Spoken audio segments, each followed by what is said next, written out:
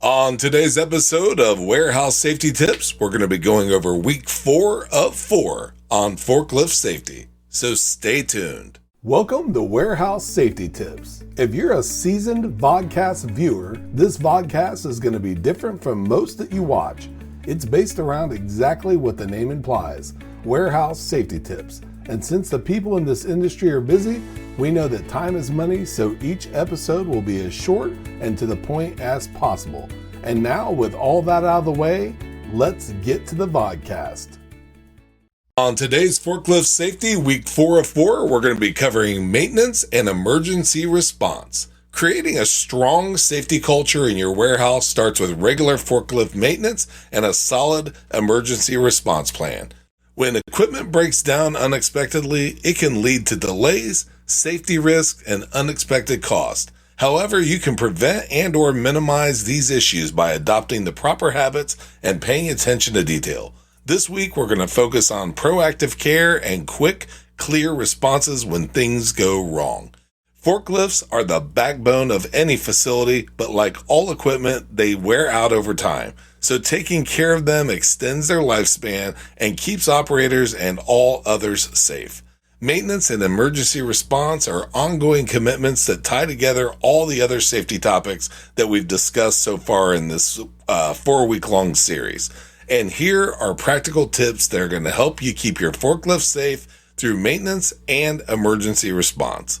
Number 1, stick to a maintenance schedule. Regular inspections and servicing are going to help identify issues early.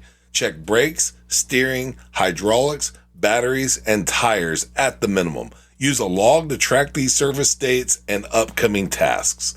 And then number 2, pay attention to warning signs. Listen for unusual sounds and look for slow response times, fluid leaks, and visual damage. Operators should report anything unusual immediately. Early detection can prevent breakdowns and injuries.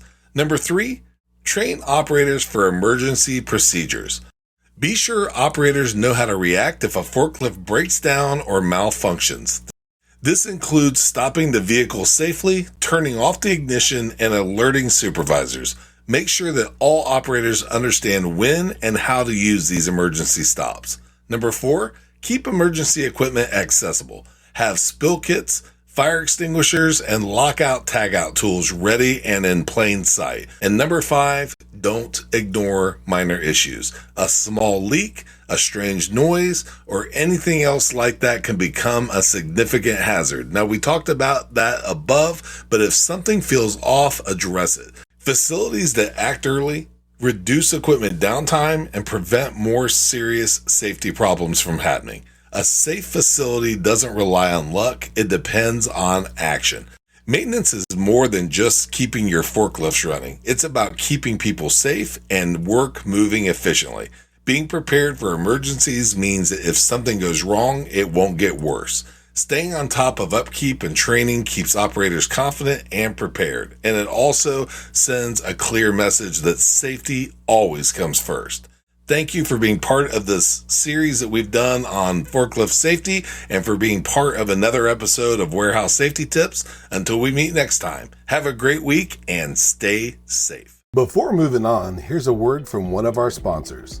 If you've ever been to or worked in a warehouse, you know just how important safety is to both management and staff. It's almost impossible to go 10 steps without seeing safety tape, angles, signs, and or safety products. It's these items that show us how to be safe and avoid danger in the workplace. And if you're looking for the best products to make this happen, look no further than Mighty Line. Mighty Line floor signs and floor markings offer the best industrial products out there. We're proud to have Mighty Line as the official floor sign and floor marking company for the Warehouse Safety Tips podcast and site.